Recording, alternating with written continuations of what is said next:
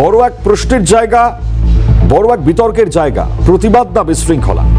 খুব স্বাভাবিকভাবেই the debate শুরু করবার আগে আজ বাংলা জুড়ে এখনো পর্যন্ত যা ছবি ওয়াকফ বিরোধিতা চলছে, আর এই ওয়াকফ বিরোধিতা যেটা শুরু হয়েছিল মুর্শিদাবাদের জঙ্গিপুর থেকে। মুখ্যমন্ত্রী সেই ঘটনার পর বলেছিলেন তিনি বাংলায় ওয়াকফ আইন চালু হতে দেবেন না, অথচ তারপরেও সমস্যা মেটার বদলে উত্তরোত্তর তা বেড়েই চলেছে। মুখ্যমন্ত্রীর সঙ্গে এটাও বলেছিলেন যে সবাই যেন শান্তি এবং শৃঙ্খলা বজায় রাখে, তাও অশান্তি কেন ছড়াচ্ছে রাজ্যে? বড় প্রশ্ন। কেন মুখ্যমন্ত্রীর বার্তার পরেও শান্তি ফিরছে না রাজ্যে? কারাই বিক্ষুব্ধ অংশকে পরিচালিত করছে? আরো বড় প্রশ্নের চাই। তো ডিবেট শুরু করব এই ছবিটা দিয়ে, তারপর আসবো আলোচনায় যারা গেস্টরা রয়েছেন তাদের সঙ্গে পরিচয় করাবো। দেখুন ছবিটা।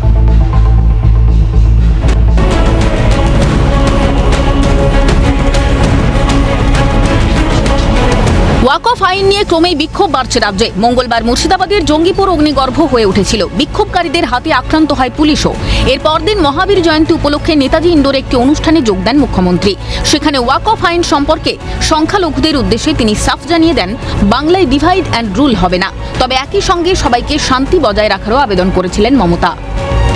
कि हमारा प्रॉपर्टी लेने का हक किसी का नहीं है, वैसे और किसी का प्रॉपर्टी लेने का हक हमारा भी नहीं है। और माइनॉरिटी लोगों को हम एक बात कहते हैं,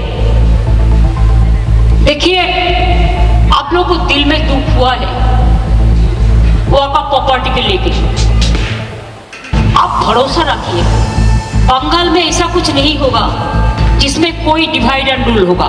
ये मैसेज दीजिए कि सबको एक साथ में रह के बचना है, जियो और जीने दो।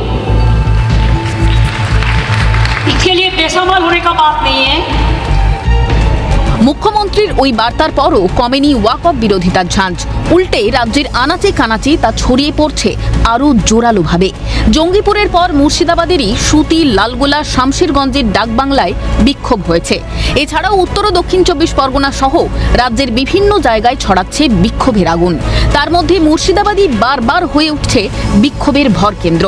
কূটনৈতিক মহলের প্রশ্ন, মুখ্যমন্ত্রী যখন বলেছেন শান্তি বজায় রাখুন, তাহলে এভাবে অশান্তির ইন্ধন যোগাচ্ছে কে বা কারা?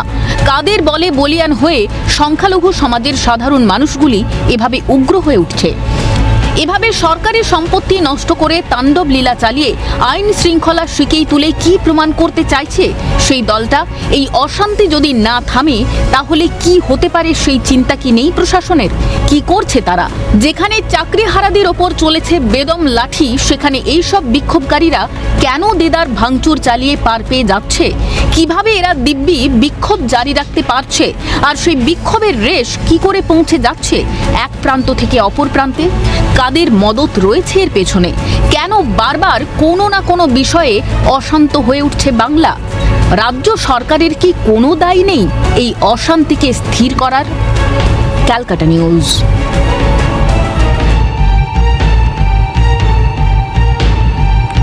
তো এই হচ্ছে গোটা ছবি, এই হচ্ছে রাজ্যের বিভিন্ন জায়গার পরিস্থিতি, বিভিন্ন এই প্রান্তের পরিস্থিতিগুলোতে অনেক বড় বড় প্রশ্ন তোলা হচ্ছে, অনেক বড় বড় প্রশ্ন উঠছে খুব স্বাভাবিকভাবে পুলিশের ভূমিকা নিয়ে। একদিকে দাঁড়িয়ে যখন এই ছবিতে দাঁড়িয়ে পুলিশ যাকে দেখা যাচ্ছে বটে, আবার কোথাও কোথাও দেখা যাচ্ছে না, তো সেই জায়গায় তৎপরতা বা অতি তৎপরতার জায়গা থেকে যখন প্রশ্ন ওঠে পুলিশের ভূমিকা নিয়ে, তখন ঠিক এই জায়গায় সরকারি সম্পত্তি ভাঙচুর হচ্ছে, নষ্ট হচ্ছে, দেদারসে সেই জায়গায় স্লোগানিং চলছে। বিভিন্ন ছবিতে দাঁড়িয়েও পুলিশের ভূমিকা একেবারে স্পিকটি নট বা কোনো রকমভাবে দায়সারা মনোভাব, সেই ছবি আমরা দেখতে পেয়েছি। এখন এই অভিযোগগুলো প্রকাশ্যে আসবার পর ওয়াকফ নিয়ে দিকে দিকে যে অশান্তি তৈরি হয়েছে, গতকাল যেভাবে একাধিক জেলা উত্তপ্ত হয়েছে রাজ্যের, অশান্তির আজ একাধিক জেলায় ছড়িয়ে পড়েছে যেভাবে, আর ঠিক এই অশান্তি রুখতে পুলিশ আদৌ কি পারছে না? গতকাল একাধিক আপনারা দেখেছেন ছবি যেখানে পুলিশের সঙ্গে সঙ্গে কেন্দ্রীয় বাহিনী মোতায়েন। এর আগে বিএসএফ এর এখতিয়ার নিয়ে প্রশ্ন উঠেছিল, আপনারা জানেন। শাসক দলই রাজ্যের তৃণমূল কংগ্রেস প্রশ্ন তুলেছিল যে বিএসএফ যেহেতু 15 কিলোমিটার পরিধি বাড়িয়ে বিএসএফকে 50 কিলোমিটারের নজরদারির আওতায় কেন্দ্র নিয়ে আসার সিদ্ধান্ত নেয়, সেই সিদ্ধান্তের বিরোধিতা করে শাসক দল তৃণমূল কংগ্রেস। বিএসএফ রাজ্য পুলিশের এলাকার মধ্যে ঢুকে কেন কাজ করবে, এই প্রশ্ন তোলা হয়েছিল, এই অভিযোগ করা হয়েছিল। এমনকি এর প্রতিবাদে প্রধানমন্ত্রীকে চিঠি লিখেছিলেন মুখ্যমন্ত্রী। কিন্তু এখন রাজ্য পুলিশ ব্যর্থ হওয়ায় কার্যত সেই বিএসএফকেই রাখতে হচ্ছে। অবশ্যই এই ছবিগুলো দেখেই অন্ততপক্ষে স্পষ্ট বোঝা যায় যে পরিস্থিতি কোন জায়গায় যাচ্ছে বা পরিস্থিতি কোন জায়গায় যেতে চলেছে। রাজ্য পুলিশ কেন পারল না পরিস্থিতি নিয়ন্ত্রণে আনতে? অবশ্যই তো বড় প্রশ্নের জায়গা। এমন ঘটনা যে ঘটবে তার কি আগাম কোনো রকম পূর্বাভাস বা আভাস সেটা কি রাজ্যের ইন্টেলিজেন্স পাচ্ছে না বা পায়নি? বারবার এই প্রশ্ন আমাদের এই রাজ্যে এই ইন্টেলিজেন্সের ভূমিকায় বা রাজ্য পুলিশের ভূমিকায় আমরা দেখি। কিন্তু যেখানে 26,000 প্রায় শিক্ষকের চাকরি চলে যাওয়ার পর যখন আন্দোলন বা সেই জায়গায় অবস্থান, সেই শিক্ষকদের মারতে উদ্যত বা সেই ছবি ছড়িয়ে পড়ে যখন, তখন দাঁড়িয়ে পুলিশ বারবার প্রেস কনফারেন্স করে অনেক কিছু সাফাই দেওয়ার চেষ্টা করে। তো একই রাজ্যে পুলিশের দুই ভিন্ন রূপ কেন? এটা তো বড় প্রশ্নের জায়গা। তার সঙ্গে বিএসএফ এই মুহূর্তে দাঁড়িয়ে বা কেন্দ্রীয় বাহিনী তাদেরকে নামাতে হলো কেন? কেন পুলিশ তাহলে ব্যর্থ? অবশ্যই বড় প্রশ্ন নিয়ে শুরু করবো আজকে তার ডিবেট। যারা উপস্থিত পরিচয় করে দিয়ে, অরিজিৎ কাঞ্জিলাল বিজেপি মুখপাত্র, তিনি আমাদের সঙ্গে এই মুহূর্তে উপস্থিত। আমাদের সঙ্গে রয়েছেন সুদীপ মুখোপাধ্যায়, তৃণমূল সমর্থক। সুদীপ বাবুকে আগাম স্বাগত জানাচ্ছি। তার আগে অরিজিৎ বাবুকে স্বাগত জানিয়ে রাখি। অরিজিৎ দা, একটা বিষয় বলুন আমাকে, কারণ এই পরিস্থিতিকে আয়ত্তে নিয়ে আসার জন্য এবার কেন্দ্রীয় বাহিনীকে লাগছে। পুলিশ এতটাই ব্যর্থ হবে, এতটা ইন্টেলিজেন্স ফেলিওর হবে, আগে ভাগে জানতেই পারবেন না কি হতে পারে আমার রাজ্যে। গোটা পরিস্থিতি নিয়ে আপনার কি অভিমত? দেখুন, খুব উল্লেখযোগ্য বিষয় আমরা বারবার বলে এসেছি, মমতা বন্দ্যোপাধ্যায় শুধু মুখ্যমন্ত্রী নন, রাজ্যের পুলিশ মন্ত্রীও মমতা বন্দ্যোপাধ্যায় নিজে। এবং মমতা বন্দ্যোপাধ্যায় একাধিকবার নবান্নে প্রেস কনফারেন্স করে বিভিন্ন ঘটনায় তিনি নিজেই নিজের পুলিশ প্রশাসনের ওপর অনাস্থা প্রকাশ করেছেন। আমরা বারবার বলেছি যে এই রাজ্যের পুলিশ সম্পূর্ণরূপে ব্যর্থ এবং দলদশে পরিণত হয়েছে। কিন্তু মমতা বন্দ্যোপাধ্যায়ের সরকার গাজোয়ারি করে আজকে তার পুলিশ ছাত্রদের পেটাচ্ছে, যেখানে সেখানে হাঙ্গামা করছে। কিন্তু সেই পুলিশ যখন উগ্র চরম দুষ্কৃতিরাজ হয়ে যাচ্ছে রাজ্যের বুকে, তখন কিন্তু সেই পুলিশ সেটাকে থামাতে পারে না। আজকে বিএসএফ এর জমি এরিয়া ডমিনেশন নিয়ে তিনি প্রতিবাদ করেছিলেন, কিন্তু মমতা বন্দ্যোপাধ্যায় বিএসএফ কে জমিও দেননি। কিন্তু সেই বিএসএফ কেই প্রয়োজনে মমতা বন্দ্যোপাধ্যায়কে ডাকতে হচ্ছে সাহায্যের জন্য। কারণ আপনাকে মনে রাখতে হবে, এই রাজ্যের বুকে সম্পূর্ণরূপে যদি জেহাদি দুষ্কৃতী বাহিনীর লাফালাফি শুরু হয়ে থাকে, সেটা সম্পূর্ণ এই রাজ্যের শাসক দল তৃণমূল কংগ্রেস যতদিন সরকারে রয়েছে তার আমল থেকেই শুরু হয়েছে। কারণ আপনাকে মনে রাখতে হবে, বিগত দিনে সম্পূর্ণরূপে এই খাগড়াগড় থেকে শুরু করে ভূপতিনগর থেকে শুরু করে একাধিক জায়গায়, আপনি বলুন তো আজকে এই রাজ্যের পুলিশ কতটা ব্যর্থ না হলে মুর্শিদাবাদের মতো জায়গায়, মালদার মতো জায়গায়, নদিয়ার মতো জায়গায়, হাওড়ায় এরকম অরাজক পরিস্থিতি তৈরি হয়। আর আমরা তো বারবার বলে আসছি, মমতা বন্দ্যোপাধ্যায় সম্পূর্ণ ব্যর্থ। ইমিডিয়েট এই বাংলার বুকে 355 জারি করে পুলিশ প্রশাসনের কন্ট্রোল কেন্দ্রীয় সরকারের হাতে তুলে নেওয়া উচিত। কারণ এই বাংলায় সম্পূর্ণ রূপে দুষ্কৃতী বাহিনীর হাতে এই বাংলা চলে গেছে। রাজ্য পুলিশ দাঁড়িয়ে দাঁড়িয়ে মার খাচ্ছে, পুলিশের গাড়ি ভাঙচুর হচ্ছে, এবং রাজ্যের মুখ্যমন্ত্রীকে নিয়েও রাজ্যের মন্ত্রী, এক শাসক দলেরই মন্ত্রী, তিনি মুখ্যমন্ত্রীকে নিয়ে কথাবার্তা বলছেন যে মুখ্যমন্ত্রীর সমর্থন রয়েছে। আমার এইখানেই প্রশ্ন যে রাজ্যের মুখ্যমন্ত্রীকে এটা দেখেও চুপ করে বসে থাকবেন? আমাদের কি ধরে নিতে হবে? নিজেই বলেছিলেন যে ওয়াকআপ এখানে চালু করতে দেব না, গোটা দেশে লাগু হলে পরে ওই রাজ্যের মুখ্যমন্ত্রী সেই কথা বলেছেন, এবং এই বক্তব্যগুলোই কি সুস্পষ্টভাবে যাওয়ার পর আজকে এই ছবি? দেখুন, আমি আবার বলছি, রাজ্যের মুখ্যমন্ত্রী সম্পূর্ণরূপে ব্যর্থ শুধু নন, উনি ইনফ্লুয়েন্সিয়াল, এটা মানতে হবে। মুখ্যমন্ত্রীর একটা কথা মুখ থেকে বেরোনো, অর্থাৎ এই বাংলার বুকে যে কোনো অগ্নিকাণ্ড ঘটে যেতে পারে। উনি দায়িত্ব জ্ঞানহীনতার পরিচয় দিচ্ছেন রাজ্যের মুখ্যমন্ত্রী মমতা বন্দ্যোপাধ্যায়। উনি উস্কানিমূলক মন্তব্য করছেন, একটি সম্প্রদায়কে উনি উস্কে দিচ্ছেন। এই বাংলার বুকে যদি কোনো খারাপ ঘটনা ঘটে আগামী দিনে, তার জন্য সম্পূর্ণ দায় মুখ্যমন্ত্রী মমতা বন্দ্যোপাধ্যায়ের। আমি আবার বলছি, এর বিরুদ্ধে মুখ্যমন্ত্রী মমতা বন্দ্যোপাধ্যায়ের বিরুদ্ধে আইনত ব্যবস্থা নেওয়া উচিত। কারণ কেন্দ্রীয় সরকার যেখানে পাস করেছে এই বিলটা, ওয়াকআপ বিল, তার বিরুদ্ধে উনি কে এই ধরনের মন্তব্য করার? এই বাংলাটা কি ভারতবর্ষের বাইরে নাকি? উনি একটি রাজ্যের মুখ্যমন্ত্রী, উনি ভারতবর্ষের প্রধানমন্ত্রী বা রাষ্ট্রপতি নন। আমি আবার বলছি, ওনার যদি বক্তব্য থাকে, উনি কেন্দ্রীয় সরকারকে ওনার মতামত জানতে পারেন, কিন্তু উনি যে ভাষায় কথা বলছেন সম্পূর্ণরূপে একজন দেশদ্রোহী এই ভাষায় কথা বলে। ওনার বিরুদ্ধে ইমিডিয়েট ইউএপিএ ধারায় মামলা করা উচিত। কারণ ওনার মন্তব্যের পরেই সাকরাইল থেকে নদিয়া থেকে শুরু করে হাওড়ার একাধিক জায়গা, বিভিন্ন জায়গায় আজকে আমরা দেখলাম সেখানে সনাতনীদের গেরুয়া ধ্বজ খুলে দেওয়া হলো, ওয়াকফের নামে মহিলাদের জামা কাপড় ধরে টানাটানি করছে ওয়াকফ বিলের বিরোধিতার নামে। এটা কি ধরনের সংস্কৃতি এই বাংলার বুকে চালু করেছে? আর সম্পূর্ণরূপে তৃণমূল কংগ্রেস এটাকে মদত দিচ্ছে। আমরা দু এক জায়গায় দেখছি একটি সম্প্রদায়, আমরা সকল ধর্মকে সম্মান করি, তারা তাদের আন্দোলন করবে, এইভাবে সনাতনীদের ওপর আক্রমণ চালাচ্ছে, গাড়ি ভাঙচুর করছে। আমাদের আরাধ্য দেবতা মহাদেবের তিলক আঁকা একটি গাড়ির কাছে লাঠি মেরে ভেঙে দেওয়া হচ্ছে, পুলিশকে মারধর করা হচ্ছে। এটা কোন ধরনের সংস্কৃতি? আমরা বারবার বলছি এই বাংলার বুকে এই অরাজক পরিস্থিতি 2026-এ শেষ হতে চলেছে। আমরা দায়িত্ব নিয়ে বলতে পারি 2026-এ মমতা বন্দ্যোপাধ্যায় তার একদম অন্তিম সরকারের অন্তিম যাত্রা কনফার্ম, এবং তিনি বুঝতে পেরেছেন যে তার সরকার আর বেশি দিন স্টে করবে না এই বাংলার বুকে। 2026 সালে ভারতীয় জনতা পার্টি ক্ষমতায় আসতে চলেছে। এই বাংলার মানুষ চাকরিহারাদের কান্না দেখেছে, বাংলার মাটি ভিজে গেছে শিক্ষিত বেকারদের। এবং উল্লেখযোগ্য বিষয়, শুধু ওয়াকফ বলে নয়, আপনি দেখুন এসএসসি কিছুতেই এই লিস্টটাকে ওপেন করছে না, কারণ যোগ্য কারা সেই শিক্ষকদের লিস্টটা যদি ওপেন হয়ে যায় তাহলে এটা আরোই প্রমাণিত হয়ে যাবে যে মমতা বন্দ্যোপাধ্যায়ের দল সুপার নিউমেরারি পোস্ট তৈরি করেছে। এবং আবার বলছি, এইখানেই বিরোধিতা আমাদের একটাই জায়গায়, যে পুলিশ শিক্ষকদেরকে লাঠি পেটা করে, লাঠি মারে, সেই পুলিশ একটি সম্প্রদায়ের কাছে লাঠি খাচ্ছে, তারা গাড়ি জ্বালিয়ে দিচ্ছে পুলিশের। মমতা বন্দ্যোপাধ্যায় বসে চুপচাপ দেখছেন। না, আমার এখানে আরেকটা প্রশ্ন আছে অরিজিৎ দা আপনার কাছে। এক তো হচ্ছে পুলিশ যদি কিছু করে তাহলে তার দায় বর্তাবে রাজ্যের শাসক দলের ঘাড়ে বা রাজ্যের বর্তমান সরকারের, কিন্তু এইটাই যদি বিএসএফ নিয়ন্ত্রণ করতে যায় কিছু ঘটে তাহলে কেন্দ্রের উপর দায় চাপানো হবে। মানে এই জায়গাতেই তার জন্যই কি তলব করা হলো বিএসএফ কে? মানে আপনার কি মনে হয়, এতে কোনো অভিমত রয়েছে আপনার? দেখুন, মমতা বন্দ্যোপাধ্যায় যে এটা পুষেছেন, মানে তৈরি করেছেন, যে ট্রেটার পুষেছেন, সেই ট্রেটাররা সম্পূর্ণরূপে মমতা বন্দ্যোপাধ্যায়কেই মানে বিশৃঙ্খলা পরিস্থিতি তৈরি করে তাকেই বিপদে ফেলছে। আমরা প্রথম থেকেই বলে এসেছি এখানে বহু জেহাদি, রোহিঙ্গা, দেশদ্রোহী দুষ্কৃতী বাহিনী মজুত রয়েছে। এটা রাজ্য সরকার দেখেও চুপ রয়েছে। আমরা বারবার অভিযোগ করে এসেছি যে বারবার সেই জায়গাগুলো তদন্ত করে এনআইএ কে আপনি ডাকুন, আপনার ইন্টেলিজেন্স যদি ফেল করে আপনি এনআইএ কে রিকোয়েস্ট করুন। এনআইএ এসে বহুবার গ্রেপ্তার করেছে, কিন্তু রাজ্যের মুখ্যমন্ত্রী যে ট্রেটার পুষেছে সেই ট্রেটারদের চোটে তার নিজের গদি টলমল। সেই জন্য এখন কেন্দ্রীয় সরকারের পায়ে পড়তে হচ্ছে, কেন্দ্রীয় সরকারের হাতে পায়ে ধরে বিএসএফ কে ডাকতে হচ্ছে। বিএসএফ কে না ডাকলে মুখ্যমন্ত্রী জানেন যে ভয়ানক পরিস্থিতি যে বাংলার বুকে তৈরি হয়েছে, এই বাংলার বুকে যে পরিস্থিতি সেটা মমতা বন্দ্যোপাধ্যায়ের পুলিশ সামলাতে পারবে না। তারা বাড়িতে দরজায় গিয়ে, লোকের বাড়িতে সিভিলিয়ানদের দরজায় গিয়ে লুকিয়ে পড়ছে, তারা মার খাচ্ছে একটি সম্প্রদায়ের দুষ্কৃতীদের হাতে। আমরা আবার বলছি, মমতা বন্দ্যোপাধ্যায় দায়িত্ব নিয়ে এই বাংলাটাকে তছনছ করে দিয়েছেন এবং রোহিঙ্গাদের হাতে এই বাংলাকে ছেড়ে দিচ্ছেন। এই অভিযোগ সাধারণ মানুষ করছে না, আমি করছি না, কারণ মমতা বন্দ্যোপাধ্যায়ের দলের এক নেত্রী তৃণমূল কংগ্রেসের রত্না বিশ্বাস, তিনি বলেছিলেন এলে ভোটার কার্ড করিয়ে দেবো। আজকে লাভলি খাতুনরা বাংলাদেশ থেকে অভিযোগ উঠছে যে বাংলাদেশ থেকে এসে তারা পঞ্চায়েতের প্রধান হয়ে যায়। আমরা কি করে এটা হতে পারে? এই বাংলার বুকে রাজ্য সরকার কারা চালাচ্ছে? বিজেপি তো চালাচ্ছে না, মমতা বন্দ্যোপাধ্যায় চালাচ্ছেন।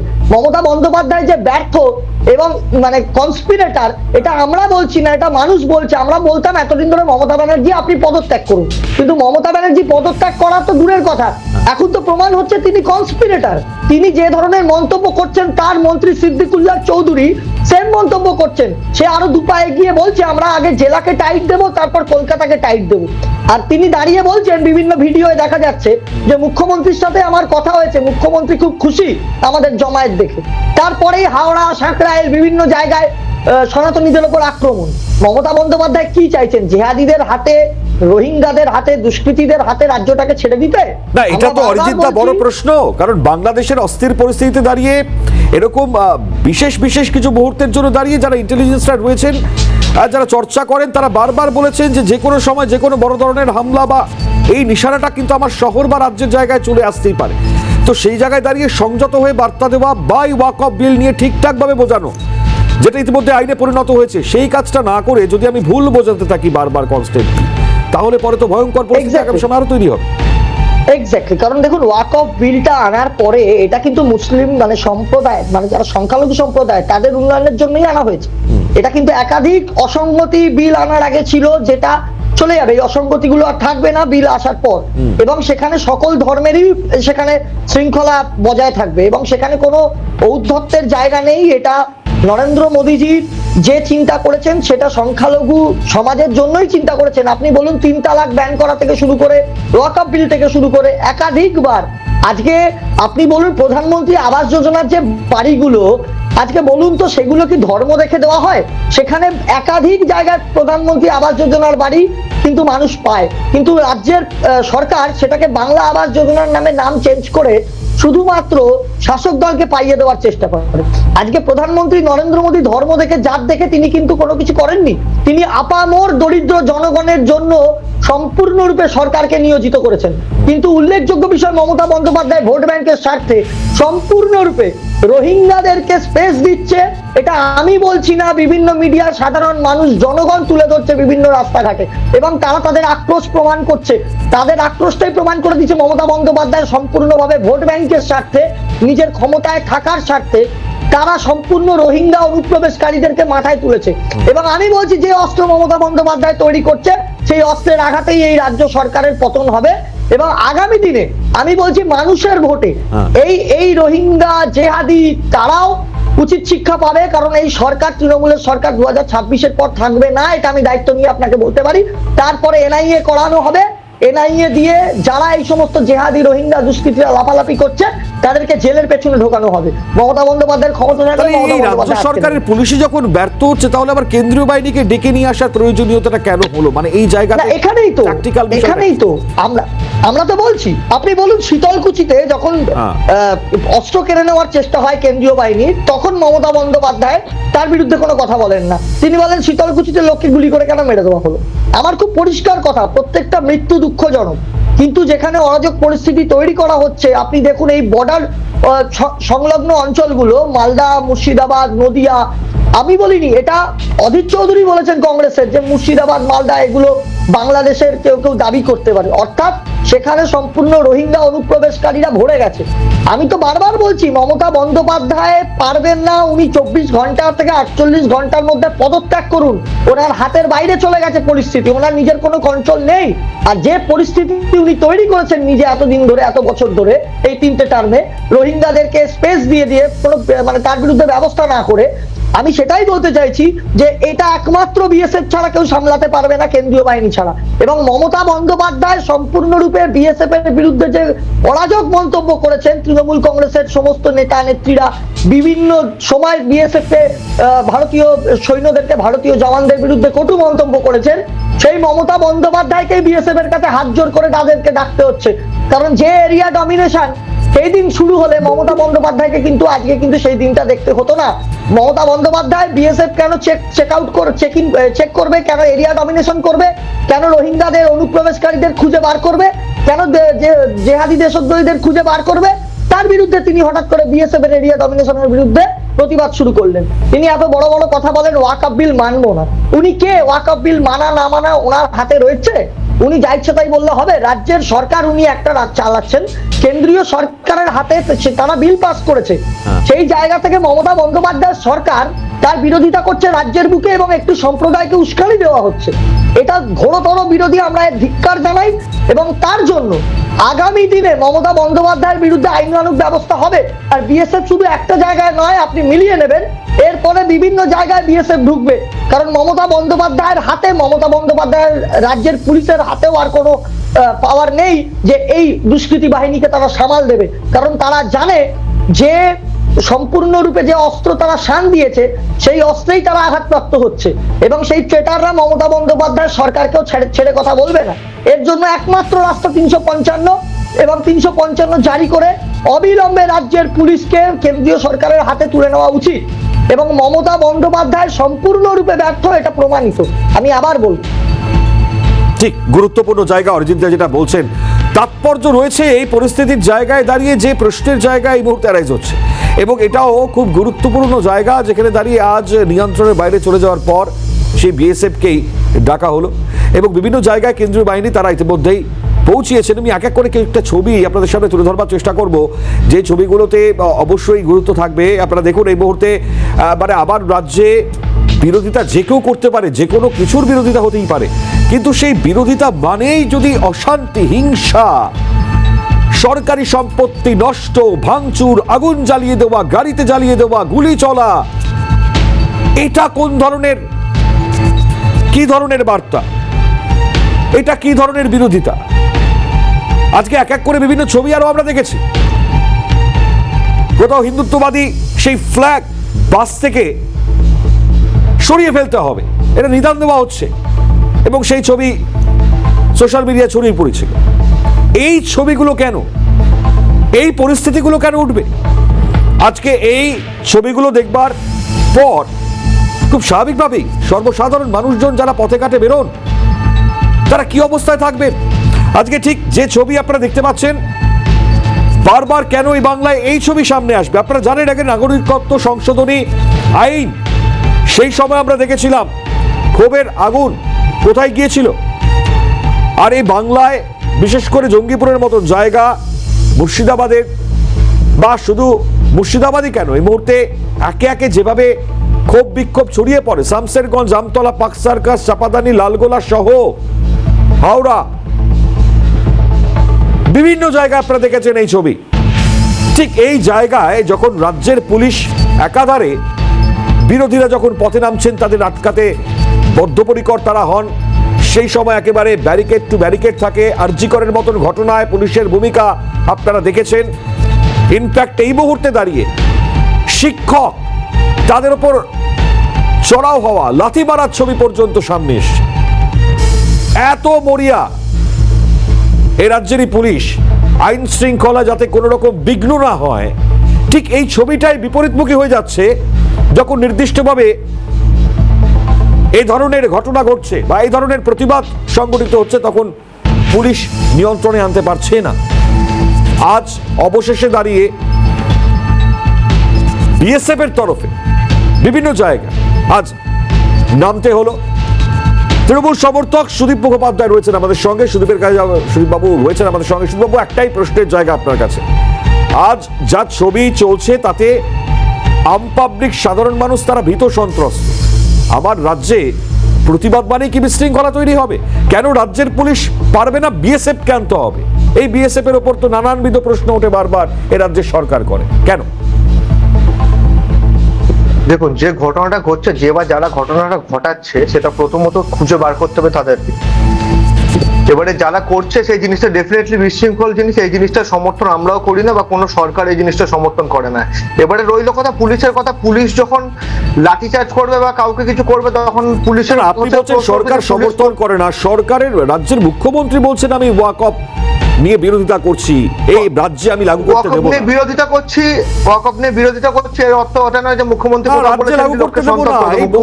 বলেছেন। মুখ্যমন্ত্রী তার মুখ থেকে মুখ্যমন্ত্রী বলেছেন যে ওয়াকফ বিলের যে আইন রয়েছে সেটা বলবৎ হবে না, রাজ্যে যে সুবিধাগুলো মুসলমানরা পাচ্ছিলেন, সংখ্যালঘুরা পাচ্ছিলেন, সেটা পাবে। আর শুভেন্দু অধিকারীর যে ভিডিওটা বারবার স্ক্রিনিং করা হচ্ছে, আমি আপনাদেরকে জানিয়ে দিই, নিজে আমি আমতলার বাসিন্দা, আমি এরকম কোনো দৃশ্য কালকে দেখিনি। কারণ আমাদের এখানে টিল নাও, আপনি যদি আমাকে যে কোনো সময় ফোন করেন, আমতলা যে সমস্ত জায়গা দেখাচ্ছে, এখন আমাদের এখানে বড় জয়রামপুরের মেলা চলছে নীল ষষ্ঠীর উপলক্ষে, যেখানে কম করে বছরে 10 থেকে 12 লক্ষ লোক সমবেত হন, সেখানে এরকম ভিড় কালকের থেকে, আমি তো সারাদিন আমার নিজের দোকান রয়েছে ওখানে, আমি তো সকাল থেকে একটা ভিড় দেখিনি। শুভেন্দু বাবু ভিডিওটা কোথায় পেলেন আমি অন্তত জানি না। বিষয়টাতে এই ভিডিওটা সম্পূর্ণভাবে মিথ্যা ভিডিও, মিথ্যাচার করা হচ্ছে, অমিত মালভিয়ার থেকে ইন্সপায়ার্ড হয়ে শুভেন্দু অধিকারীও মিথ্যাচার করছেন। আর যেইগুলো হচ্ছে এখানে রয়েছেন, আপনারা দেখতে পাবেন কোথাও যে তৃণমূল থেকে যদি করা হয়, তৃণমূলের একটা পতাকা রয়েছে বা কিছু রয়েছে, এরা কে, এরা কিভাবে করছে, এরা কার প্ররোচনায় করছে? অনেক রাজ্য আর আজকের বাইরেও বিজেপি ক্ষমতায় আসার জন্য সাম্প্রদায়িক দাঙ্গা বাঁধিয়েছে, আর এটাও বিজেপির একটি চক্রান্ত, যে কারণে বিজেপি কিন্তু সাম্প্রদায়িক দাঙ্গাটি করছে। বিজেপি আপনি যে বলছেন, আমি বলছি আইন শৃঙ্খলা সামলানোর দায়িত্ব কার? রাজ্যের পুলিশের।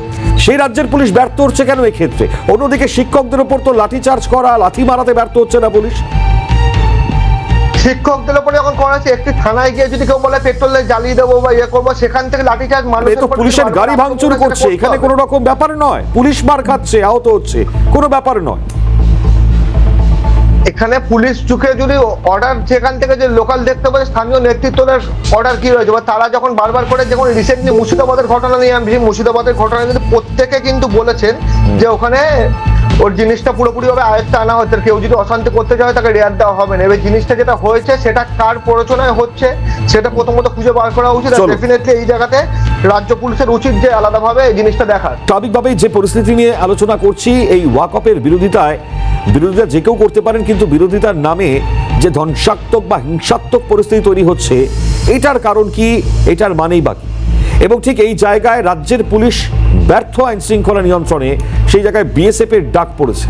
খুব স্বাভাবিকভাবে এই নিয়েও প্রশ্ন উঠছে যে এই মুহূর্তে দাঁড়িয়ে যখন এ রাজ্যের শাসক দল বিরোধিতা করে, যেখানে দাঁড়িয়ে এখতিয়ার যখন বেড়ে যায়, তখন রাজ্যের পুলিশের জায়গায় ঢুকে নাকি বিএসএফ কাজ করছে বলে মন্তব্য করে এই রাজ্যের সরকার। ঠিক সেই জায়গা থেকে দাঁড়িয়ে আজ এই পরিস্থিতির পেছনে তাহলে কার উস্কানি বা কার ইন্ধন, এই প্রশ্ন উঠছেই। আমরা আলোচনা করছি সুদীপ মুখোপাধ্যায়, তৃণমূল সমর্থক, তিনি রয়েছেন আমাদের সঙ্গে। আরো একবার চলে যাব তার কাছে। সুদীপ বাবু, আবার আরো একটা জায়গা যেখানে শুভেন্দু অধিকারী দাবি করছেন 355 ধারা এই মুহূর্তে প্রয়োজন, যে যে জায়গায় অশান্তি চলছে, আপনি কি মনে করেন না যে অপ্রয়োজনীয়?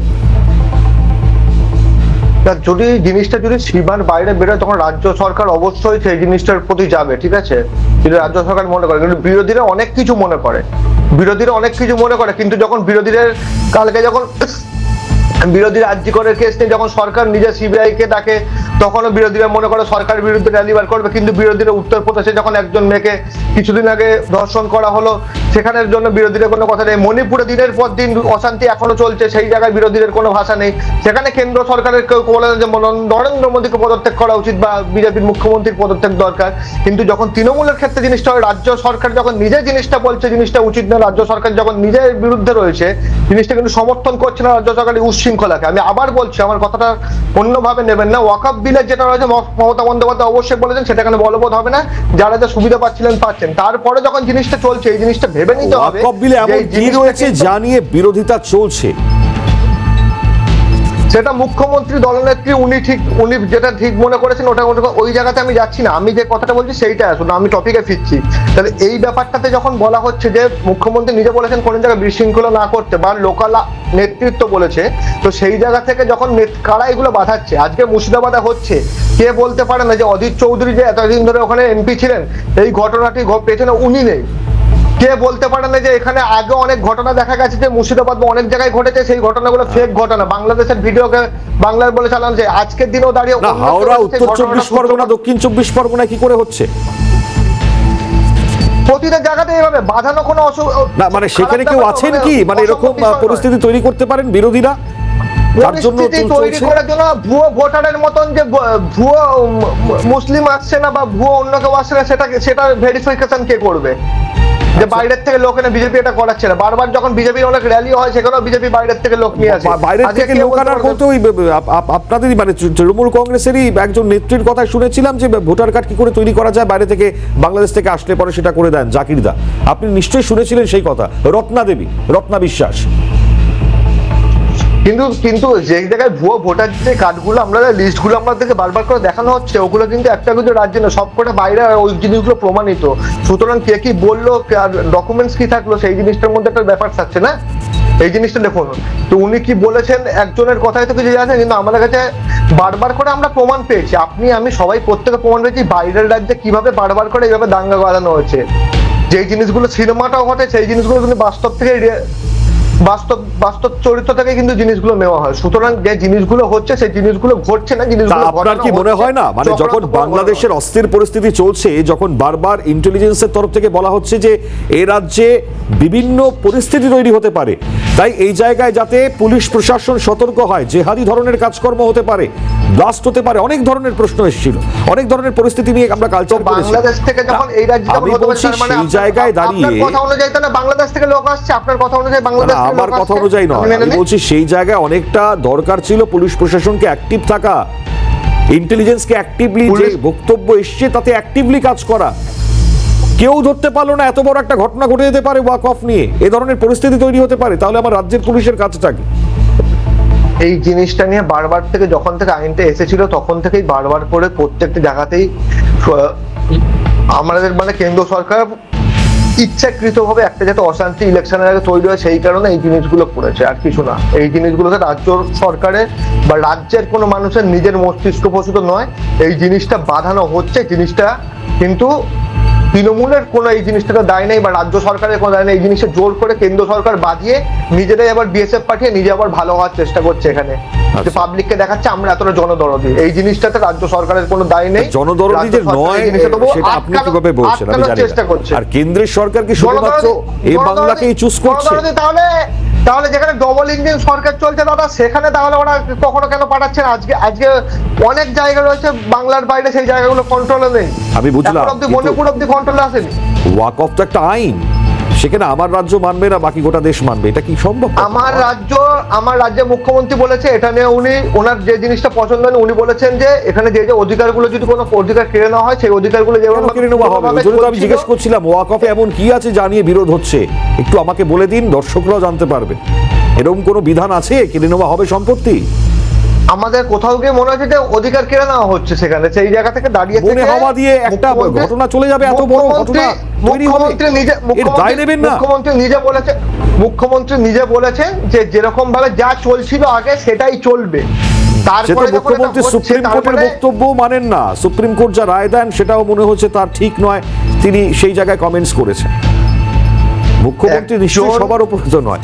ঠিক আছে, চলুন আমি সুদীপ বাবু অসংখ্য ধন্যবাদ জানাই। আজকে হয়তো সময় নেই, আমি অন্য কোনো দিন ডেফিনেটলি আপনি ডিবেটে অংশগ্রহণ করবেন, কথা হবে, আলোচনা হবে। আপাতত ডিবেট এখানে শেষ করছি। সুদীপ বাবু ছিলেন, অরিজিৎ বাবু ছিলেন, দুজনকে অসংখ্য ধন্যবাদ জানিয়ে এখানে শেষ করলাম। পরবর্তী খবর দেখুন তিথির সঙ্গে।